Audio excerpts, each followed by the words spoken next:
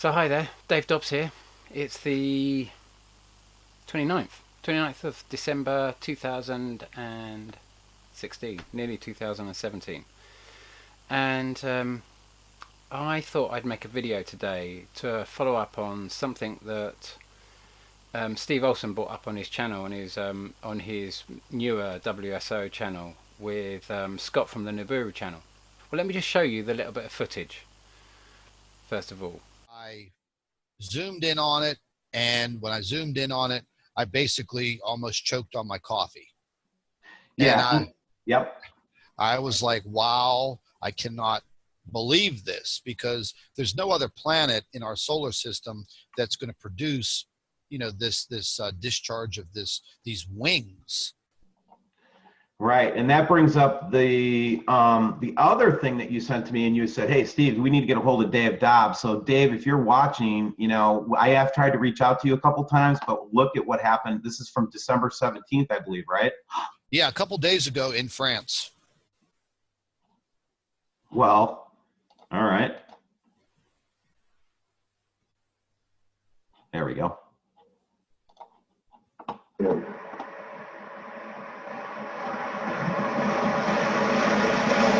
And I think, if I'm not mistaken, that this fits with Dave's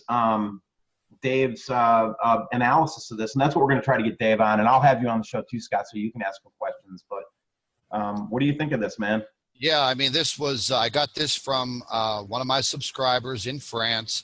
What I'm actually finding out is there is some censorship going on in France. Okay, so thank you for first of all, Steve and Scott. Thank you for both inviting me in to comment on this. Excuse me, making my own video. I'd love you to put it up with some of your stuff as well, because it very much follows on with obviously this whole research. And Steve, I've got to be honest with you, this doesn't fit into my timeline. It doesn't fit in, and it doesn't make sense with the current timeline, and therefore we have to start making calculations as to what that is. And you've seen me continuously bring up these twin tail sort of flybys. And in the later videos, when I first brought them up, I only really show short shots of it, because you can imagine most of my subscribers and people who are following what I'm saying have seen it so too many times. They don't want to be taken through each very long sighting, and that's the characteristic of these sightings, is that they occur for a very long time. They stay in a very they sometimes move backwards, they sometimes move sideways, they sometimes they stay in the sky far longer than a jet chemtrail or comtrail, contrail, whatever they're called. But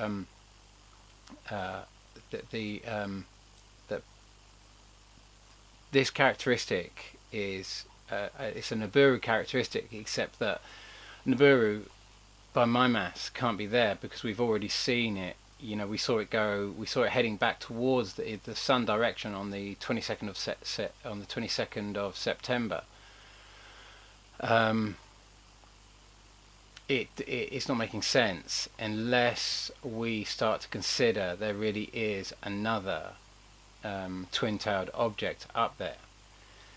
And we've got a big problem here, because as you said, Scott, there can't be another twin tail object.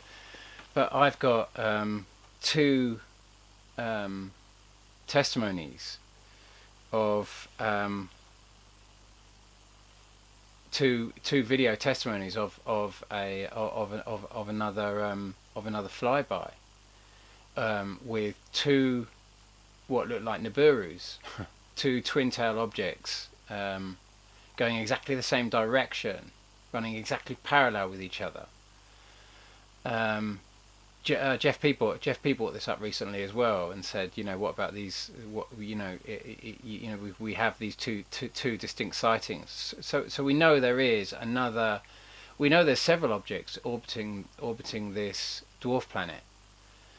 Several celestial bodies. I'm not too sure how many exactly. I've heard lots of different sort of accounts. but you know, I like to sit. I like to have documented testimony, and that's why these flybys are so important to me, because they're real flybys that are coming in from a variety of sources, and each one independent. I can't imagine all of these people coming out and getting together and saying, let's all post these independently. You know, I found that timeline by, you know, I didn't have the exact 200 days, or maybe I had one 200-day, you know, interval between two timelines, but I had to basically work it out, and then I had to spend literally probably the best part of really months digging through YouTube trying to find them out as I started working out the timeline. You know, I had to start finding those various flybys, and sometimes I got the dates wrong, and then we had to source out where and when they were originally posted, because sometimes people post flybys of planets, and they don't give a time, a date, a place, and they're so important when you post a video, because you can just add so much confusion to you can just water down the mix and throw confusion out. So it takes not just finding a finding, but actually knowing that it's a legitimate, knowing that the time and the place and the date are legitimate. And so we've got a problem with this date. That you've seen all the other timelines that I've put together, they were on the 200-day timeline. Okay, and then we had Becky Lewis's footage, which was on the 28th of March 2015. Now I'd predicted that Nibiru, in previous videos, I predicted that Nibiru would pass Earth on the 22nd of December. And obviously I've talked about this, and I'm not going to go into too much detail on any of these, because obviously those who watch my channel know all about it, but obviously more people are coming on board with this all the time, so I have to kind of regurgitate everything as we're going along. And it's very important this, because this footage on the 28th of March 2015, I made a video literally a day before that saying we are coming to the 100-day point in this cycle, like a half point after that sighting on the 22nd of December 2015 that I predicted would come in, and then it came in. You know, at the time I thought, oh, what had I done? But then it passed. We had two corroborating testimonies saying it passed. So when I put that together, I realised that at that point, when we you know, I didn't know we were going to see it then. I was understanding that this would be the half point in the cycle. But then we had this footage from Becky Lewis, and we suddenly saw it, and she made it the day after. And when she made it, she was like, oh my God, Dave Dobbs, he'd said that we were exactly at the half point. So she posted the video. It's an incredible piece of footage. And then we realised that I'd actually, in my earlier videos, I'd said that I predicted the next passage, all the next passages. You know, it was around about the 23rd of June, I think. I can't remember exactly. And then it was going to be the 15th, the 25th of. It was going to be the 25th of January 2017. I'd minus 50 days from that cycle, because up until that Becky Lewis footage on the 28th of March. The 100-day point, half point in the cycle. I'd never imagined that it was at, if you like, a right angle. It was being seen at a right angle to the sun from our perspective each time. So because of that, I deducted exactly 50 days from the 25th of January 2017. I had no other choice, because we'd only ever had one cycle, one point in the cycle up until then, as it had gone over the sun. So then my only logical conclusion was to deduct 50 days to bring it to a quarter cycle. The only point it could, if it was going to affect Earth, the closest point would be 50 days before the furthest point away from the sun in the cycle. Except that you'd have to understand, this whole system, for this to happen, would have been having to leave the sun and being on its exit trajectory. Excuse me. So when we saw this 100-day point, it was just like, oh my God, that means that it's finally moved away from the sun.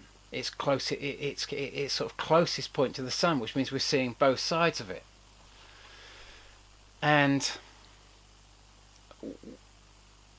but then we knew it was beginning, absolutely, without any doubt. It was not still going round, it was actually leaving the sun. So we knew it was on its way out. It was just that where was the exit point? Was it going to come straight over the sun and keep going, sort of in an arc, or was it going to come right back round and come back from whence it came, the same sort of direction? I have no idea. We can all have our different theories and that sort of stuff, but we've got to understand that obviously there's higher bodies, higher intelligence in our own world that understands more about this than I do, that is not telling us. And because maybe it doesn't want us to be too scared, maybe it just doesn't know how to deal with it, maybe it just doesn't really know which side of the fence it's on in all of this, that it's so confused by all the data, it just doesn't know. It's piggy in the middle of just too much, that it hasn't actually got any answers right now. It's just how to deal with the most impossible thing to even believe. And when you do see it, you just can't believe it. It's just overwhelming. And so we come to this footage that you've sent me, Scott, via, or Scott and Steve, you've sent me this footage. Like I say, it doesn't really fit in, or maybe it does, and the 50-day thing is correct, but if that's the case, that's not making any sense to me, because I'm not seeing. You can see just by looking at that footage of the twin tail. So that was on December the 17th, that twin tail. And then we have this footage after on the 20th that I'm assuming it's on the 20th, the morning of the 20th, I'm assuming, where you have this red orb and this what looks like a twin tail again. So we have these two corroborating testimonies of two twin tails, one on the 28th of March 2015 and one on the 28th of February 2013. And what's interesting here is that they're both on the same day. So I know that doesn't seem significant in any real way because there's such a big gap between the two, but sometimes the most simplest things are staring us in the face. And I didn't notice this until after very much in this practice. The reason I work with these twin tails is because there's so much data here. There's so much mind-blowing data that's coming in, just like the wave that's coming in at the moment, and all these kind of like all this helium that's coming in, and this atomic evidence of a collapsed dwarf planet. Something that's gone from the process of fusing hydrogen into helium, and then it's collapsing down more from there, I guess, into more denser material. So it's a very, very old grandfather sun, and maybe that's why it has a slightly it's abundant with a different type of helium apparently. But I'm no kind of like I'm no chemist or anything like that really. I have my own little air, I'm a writer, but so I research information, and there's lots of information about this, and I'd really advise anyone who's trying to understand this to because there's a lot of great minds looking into this. BP Earthwatch is just his channel absolutely amazing, really amazing research. Whether he's right, I don't think he's trying to be right. I think he's just trying to gather as much information as possible and open our heads to sort of like trying to understand this a bit better. And so this is new to all of us. Most of us can't believe what's happening at the moment. What to say about it? But anyway, we've got two corroborating testimonies here. The other one, like I say, on the 28th of March 2001, on the 28th of March 2015, and one on the 28th February 2013. And so I started running calculations with all of these dates, because there's some other dates that are not fitting in, and I started realizing that I started playing with this month cycle. So then we take the sighting on the 22nd of September 2016. This didn't fit quite with the timeline either. This was, I'd expect the timeline, just to go over the date calculator here, I'd expect that I was expecting on my timeline around about the 17th of October as the half point cycle, and the 22nd of September 2016 of that flyby posted here. That threw a spanner in the works for me. That really did as well, because we have to follow. If we really find a pattern and we've got enough flybys to actually to make this work, so we're not just kind of like we're not just playing with the numbers. We've got 7, 8, 9, whatever it is, flybys. All of and really very close to 200 days apart, and that's just too much data to ignore. So, and we've got, like I say, we've got two sightings with two twin tail objects. In both pictures, they're both parallel, and they're a couple of years apart. So I'm starting to put it together that we've got another object. If I put all those dates into a calculator, into a date calculator. Okay, so that means we've got two corroborating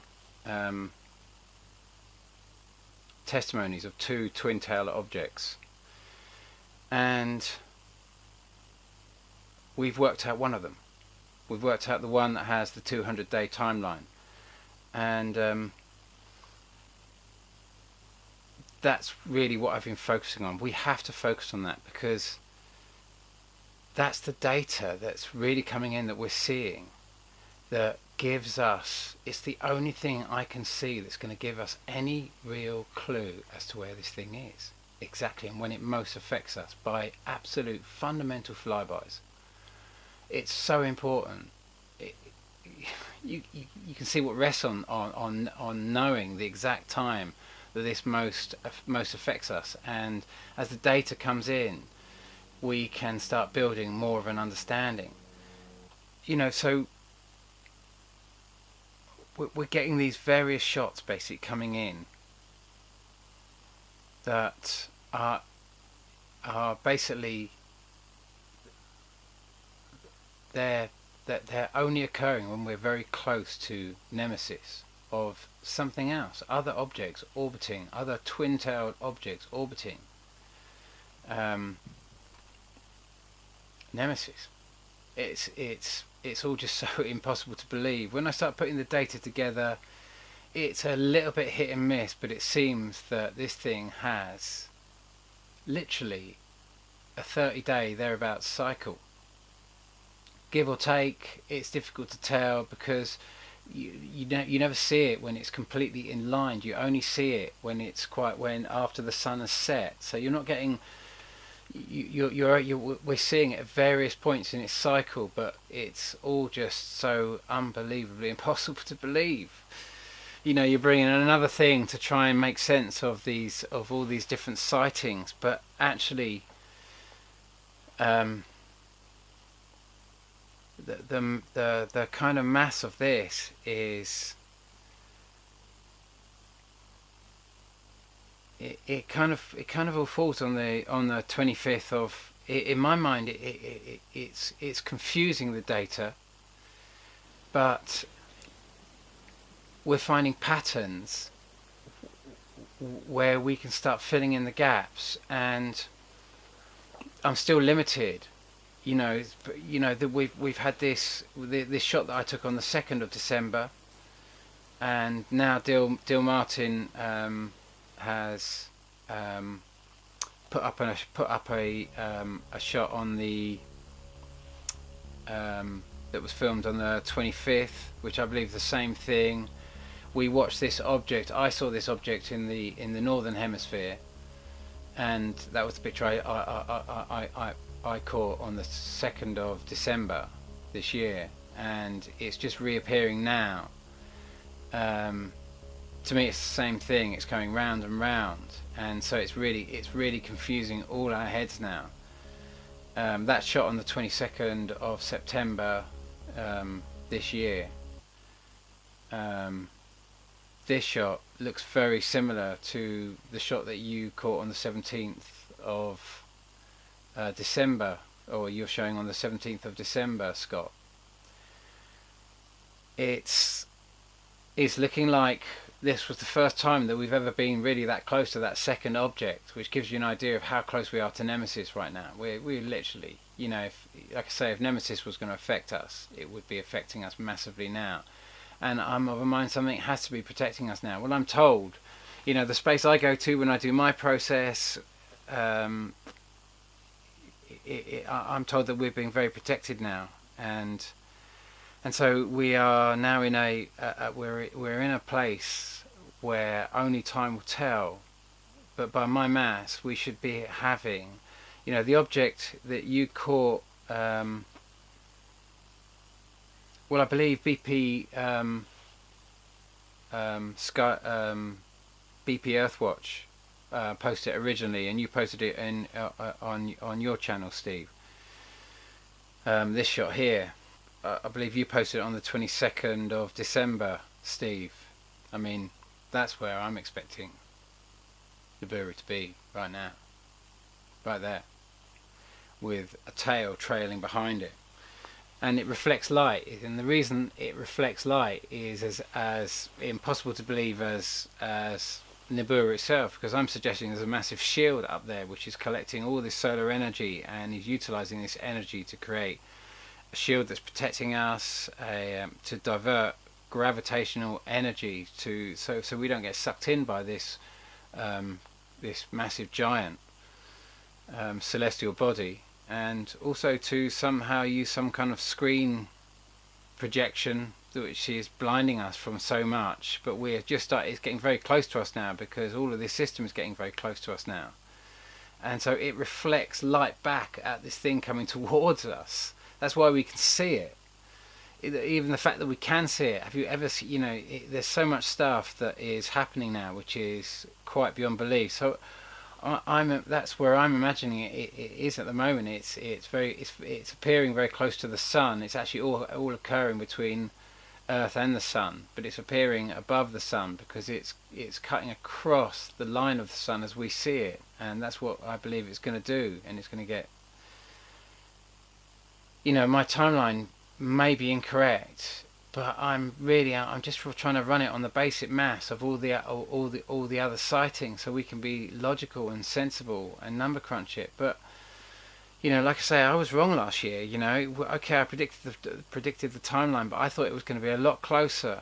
And you know, there's a lot of respectable people in this like Nibiru field that think that, like I say, that this thing is inbound and it's beyond Earth at the moment and it's heading in. And I just haven't worked out a model for that in all the sightings, especially all the sightings that Chris Potter put up in the early days, and yourself, Steve, and of so many sightings close to the sun. You know, Chris Potter just showed me endless images, endless amazing images, and he was as mesmerized by them as we all were. They were just mind blowing. And so I have to believe that this thing has been in between, close to the sun for the last several years. I can't get around that, and that now we're finally seeing this thing popping into our night sky, and you remember that the incredible footage of Matthew Rogers. I think it was on the 15th of August. If it's not up at the date, I'm correct, but that was about the time that I was expecting this whole system to be seen in the night sky, but not actually right in our night sky. Just when the sun sets. After the sun sets, we get that little passage like we do with Venus. It never goes over us. We only see it we see it in the night sky way before it comes into transit. We see it as it approaches us, and it becomes a kind of like evening star, and then we see it as it leaves, it goes underneath Earth, doesn't go over the top into a night sky, and we see it as it quite a considerable time after it's left its transit, and it's heading out when it becomes our morning star. Hopefully I might have those the wrong way around, but I think you get my gist. And I knew that as we approached the Nemesis system, we would get that shot. I was calculating that we would get that shot because it hadn't passed. We hadn't had a pass, the close passage in June, July. You know, I knew that that was the next point in the 200-day cycle, in the full cycle point. But I didn't know if that was the exit, location, or whether Nemesis was going all the way around the sun and back out, like I say, from whence it came. So there's been so much unknown data, we can just calculate it. But with all the sightings, especially with the helium now and everything else like that, how much data do you need? All the earthquakes, the volcanoes, the sinkholes, the whole shaboodle is absolutely happening now. But we haven't had the big close flyby, and if we just haven't. We're expecting, but we've pretty much done. I believe we've pretty much done Nemesis now. We've pretty much passed it, and so this now becomes a bigger kind of picture in that we can't believe any of this.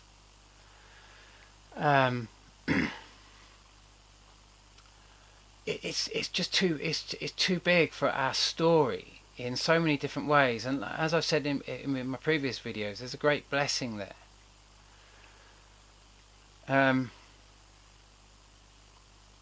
Except there's an enormous amount of confusion. I tell you, there's more confusion now in terms of, you know, I find it the hardest thing to believe sometimes that we have a democracy, and we see, you know, in Syria we see 90% of the Syrians voting for Assad. You know, they have to risk gunfire and everything else to vote. And the most unbelievable thing is that when we have our democracies, most of us sit it out. And that disturbs me. It disturbs me because it disturbs me because I have a different picture of our political process than I think a lot of people do. Only because, like I say in my previous videos, I've run for government, and we did it as a bit of a piss take, really, when we turned a sort of sound system into a political party. And we all kind of run for government, and I was so on the other side of the fence at that stage, and so I'm not trying to point a finger at the non-voters here, because I was on that camp as well, and I find just not voting and giving up your power and walking away when so many people have fought for those rights to express a choice. But before I get myself into too much hot water here, because I don't want to sound like I'm blaming, because I do understand, because I've been on both sides, but I just want to play you this incredible bit of footage. Well, let me just play you this. It seems irrelevant to Nibiru, but we're talking about belief structure here, because if we can't believe this is real, if we can't believe what's happening now, we're not going to be able to do anything. And so the problem is that we can't believe Nibiru because it's just too unbelievable. It's just, how do you touch that? How do you bring that into a story? When it's so fantastic. So let me play you this bit of footage here. This election. Let's talk about the election. You know, as we speak today, it's down to Hillary, Bernie, and Trump. Yeah, but see, you're talking to the wrong person. I never believed there was going to be an election this year, and it's not. Mm-hmm. Trump ain't got no money. Trump ain't never had no money. They talk about his daddy. You ever seen a picture of his daddy? You ever seen anybody write a story about his daddy? No. I mean, they got his money from his dad, yeah. I didn't ask you that. See, you keep talking to me. I don't want to hear. I asked you, have you ever seen a picture of his daddy? No, I have not. Have you ever heard a story about his daddy? And that don't bother you? Huh? That don't bother you? And so much of us out here been talking and shit. His sister had to hold a press conference. No, he didn't give him no $100 million. He gave him $1 million. I wonder why he didn't give me none. Huh? You know? See, if you're getting in this here and you're going to move to people more powerful than me. I ain't gonna talk to you if you don't know nothing. The fuck I'm gonna talk to you about money if you ain't got none? That's what this shit is about. That's how NBC and ABC, that's why I look at them. Not that I believe them, they got $1 trillion industry to do the research, and I can pick it apart. That's simple.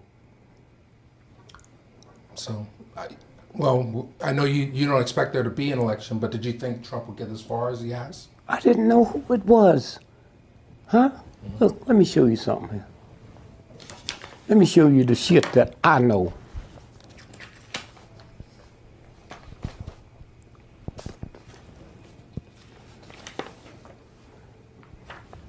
It's the Wall Street Journal. It's one of the most powerful papers in the world. Don't mean it's no good. What's the date? Now, hold it 1 minute. Hold it. Hold it. I ran for president 1968. The election was Tuesday, November the 4th. This story ran Friday, 4, 5, 6, 7. 7. Now, what's the date on that? What paper is that? Wall Street Journal, November 7th, 1968, page Headlines. 6. Election computer goofs gives Gregory 9 million votes. That's why you can't talk to me. I got too much information. I got 9 million votes in the state of Pennsylvania. Huh? Okay? That's what fasting do. Huh? Now read the first paragraph. Some machines just aren't to be believed. Take the big computer in New York that was designed to compile results of Tuesday's general election. All elections are tabulated in New York City. Go ahead.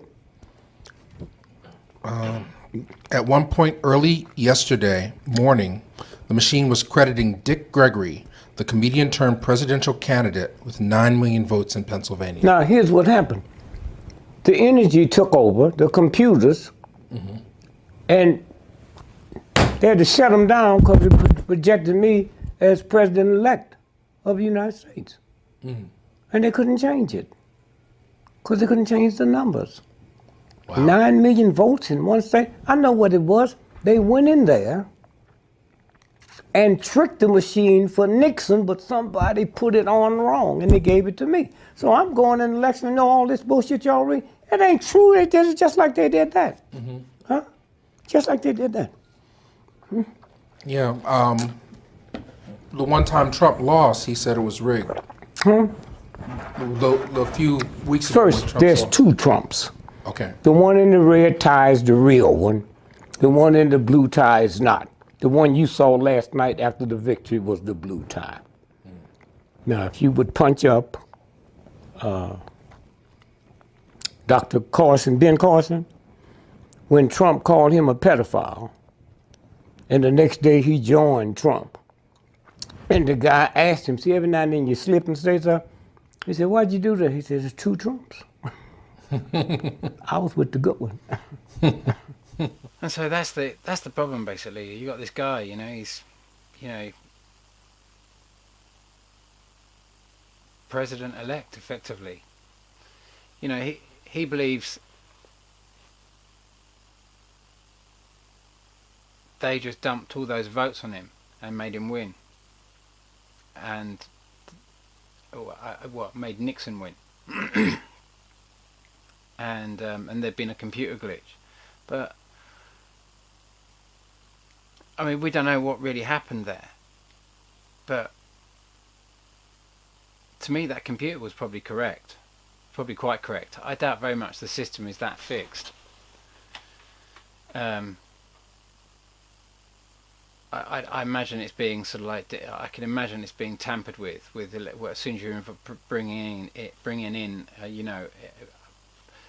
private bodies to start counting your votes. When in England it's all done by a massive, when the votes are counted, there's all the different parties are there. Every candidate can bring 10 people of his or her own in and to watch the count, and it's all done by the general public that are invited in, people working in the councils and other people that are invited in that have to qualify certain things. It's a very controlled thing, but it's run by the people. It really is. The irony is that it gets taken over by the media. and we get actually repulsed out of the whole thing, and but I think that the reason we don't vote is that it's our way of protesting somehow, and yet it was the people that won that, and we're kind of being repulsed out of that, and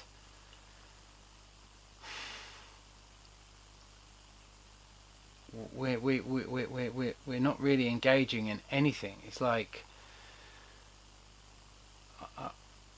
unfortunately, I've not been able to make any comments on. I've just not been able to. I've not been able to handle the comments or any. I've not been communicating with anybody at all. I've just struggled so much with communication with this because I've kind of hit a bit of a wall in myself. When I wrote Laughing Gas, and when I mentioned that, like as I always say, it's not a plug.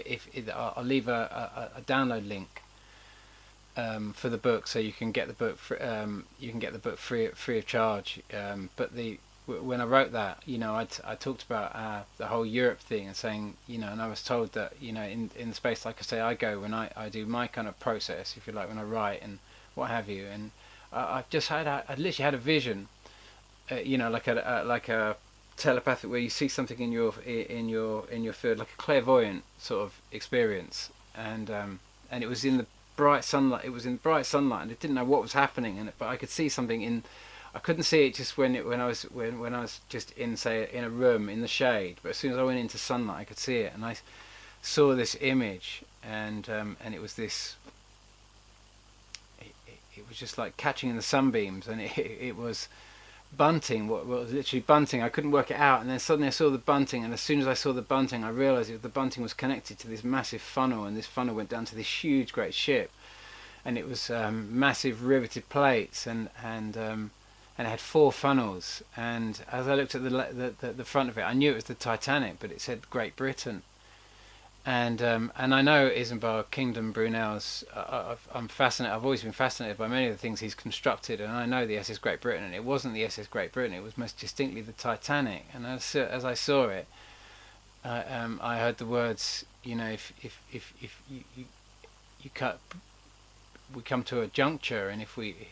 And if we cut our anchors, and juncture between going east and west, it said if we cut our anchors and go west, our fate is sealed. And it was such a grave kind of like, and so it kind of inspired me. And much of Laughing Gas came as a result of these kind of inner processes to sort of like of this kind of message that was coming through me, which I put into this story.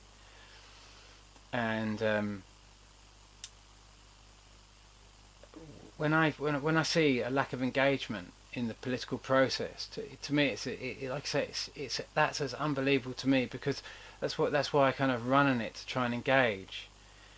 And I realise I don't see, in whatever I communicate with, I don't believe I see the true outcome of anything. I just see kind of possible outcomes and possible scenarios, and they're so difficult for me to sort of, because I don't know the outcome. Our choices create the outcome of this, and so the message here is that we're in it. We've given up. It's very difficult sometimes for other intelligence to get involved if it doesn't know which side of the fence we're really on.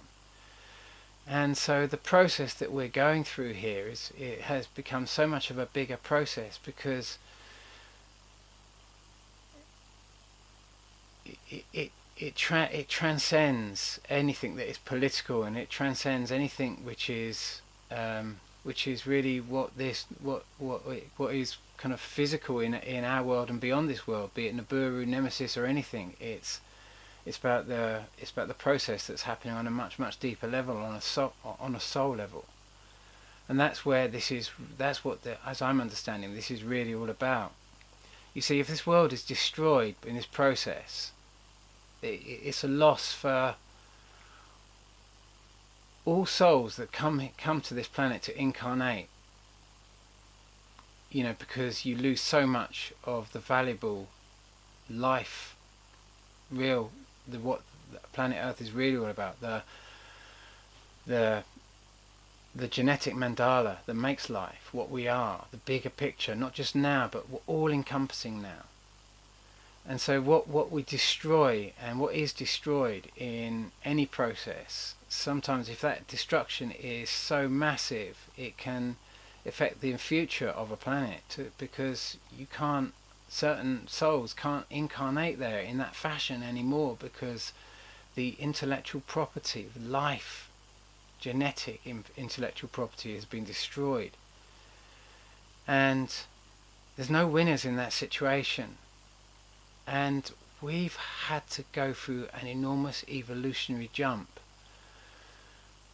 If Nibiru is unbelievable, the concept that Earth has been invaded is as unbelievable, or more or less unbelievable, but it's quite beyond belief.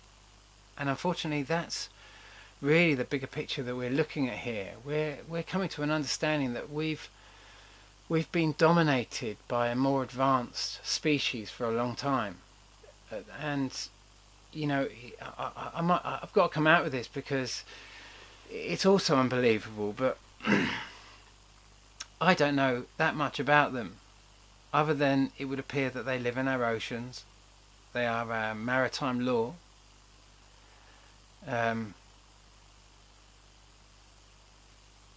They rule us by offering us technology, and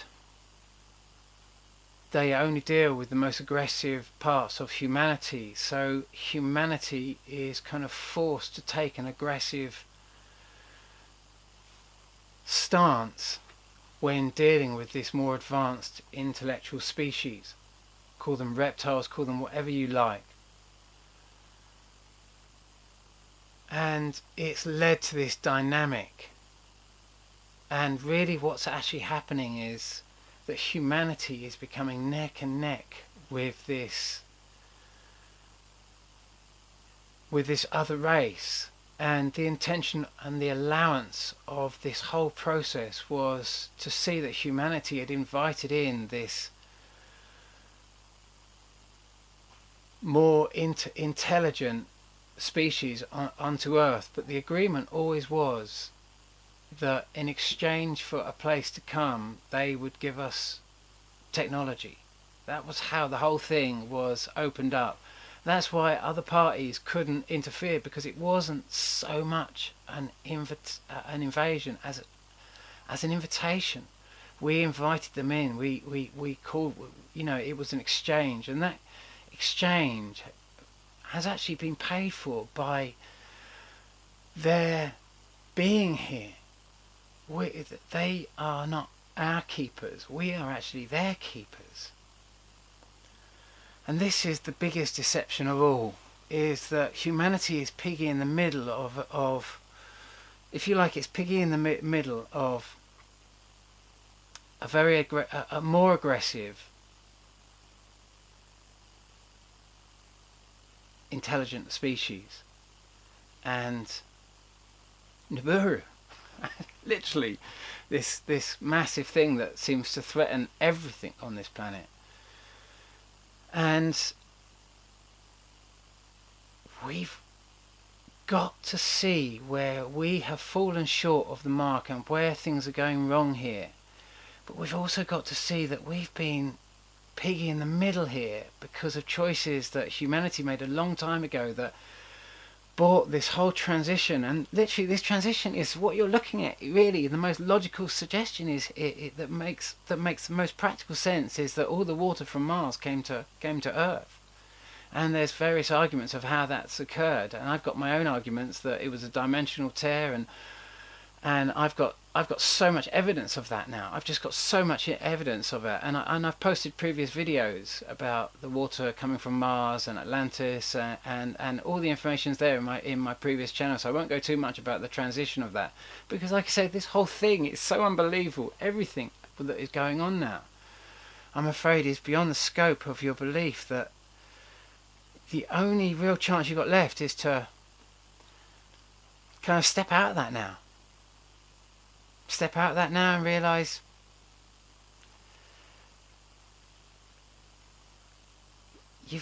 got to start seeing the bigger picture. And it's an impossible picture for you to see that only by going into some divine grace in here, coming out of this story of restriction on where you can go with the story of your world. You know, the media is running all of this whole trick on your mind. They're the ones who run Brexit.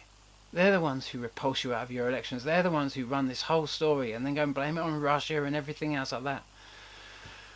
It's a story. It's a massive story that's blinding you from a much bigger story that is staring you in the face. And that story, it overwhelms you that you're going to have to come into your deeper heart truth right now and see all this stuff that's going on. It's such a simple picture. You know, it's such a simple picture that's going on. You know, the mad thing is that the Martians, the reptilians, they left Mars because of Nibiru. They were fleeing Nibiru. They weren't fleeing the destruction of their own world. They were fleeing a world that was going to be destroyed because it was of war. And Earth is not a planet of war. Earth is a planet subverted by those that run from Mars to come here to subvert this planet with war. They're just trying to drive you into war. They just want you because they know the truth that this isn't going to destroy this planet. And many of those at the top think that it is going to destroy this planet, and it's not. But there is going to be a massive change, and that change is so simple. The biggest part of that change is that from after Nibiru, after the passage of this, Earth goes from a duality into a singularity. That's how this is going to be settled. One human, one soul. That's what's been told to me. That's going to be the biggest part of this. Who you are now, who you're bringing in your truth right now, beyond all your belief. You know, you're not choosing a side in all of this. You're choosing a soul right now. You know, as I tell you this, I'm trembling when I touch this because I touched the real core of the message that was given to me, and so, you know, it's too big for me. I can't talk to, you know, my absolute eye and my heart. I can barely talk to the closest people in my life right now. I can't open up a communication, let alone do my comments section, let alone make emails, Facebook. I can't do that right now. This is real for me. My whole life has culminated in getting this message. It overwhelms me. It overwhelms us all. You know, if you're one of the people who see this now, know that you are great beings embodied in this earth right now. Just to have the courage. You know, you want to go to the stars. What about going to the breath of yourself, the breath of your own belief system? Go beyond it. Then you are a Star Trekker then. Truly, you're traveling, you're going to the breadth of this world and beyond. You're going beyond your own, the structure of the story that it's not a prison, it's a prism. And we bounce off it and we just go round and round and round. And if we want to get out of it, we have to go in through the center of ourselves. We have to go to that divine process directly in ourselves and realize we are already everything.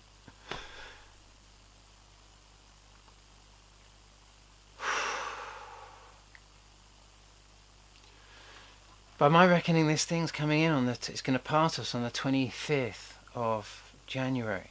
I may be wrong with that calculation, but it's based on a lot of corroborating testimony. And I can only ask you to prepare as best you can. Turn it into a venture. Try to think of what you'd like to do next year. Like if you're going to have an allotment and that sort of stuff, like focus on all that sort of stuff, getting all the seed and all that sort of stuff. And I started talking about this in previous videos, and then I had to just it became so much for me that I had to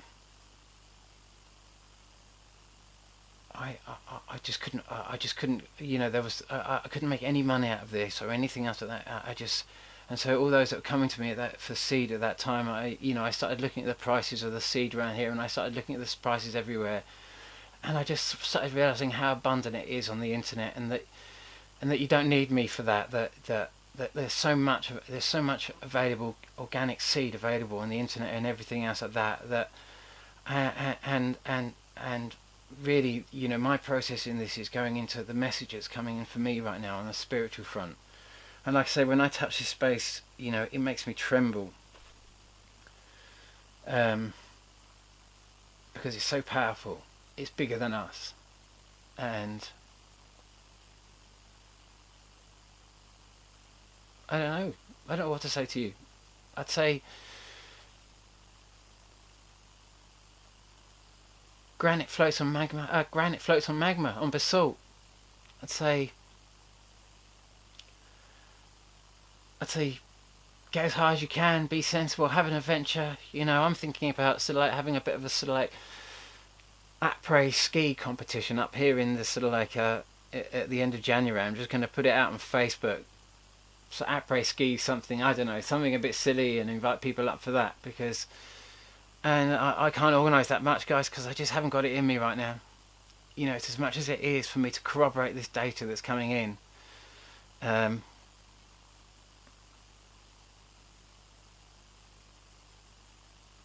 My heart's with you right now. I haven't got a lot left to say in these videos, because I don't know what I'm going to just spend the rest of these.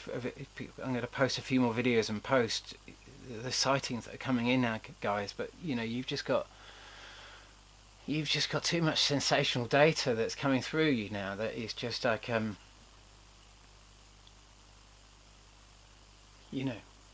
don't know what you need. I don't know what makes someone just wake up and think, actually, what the hell is going on?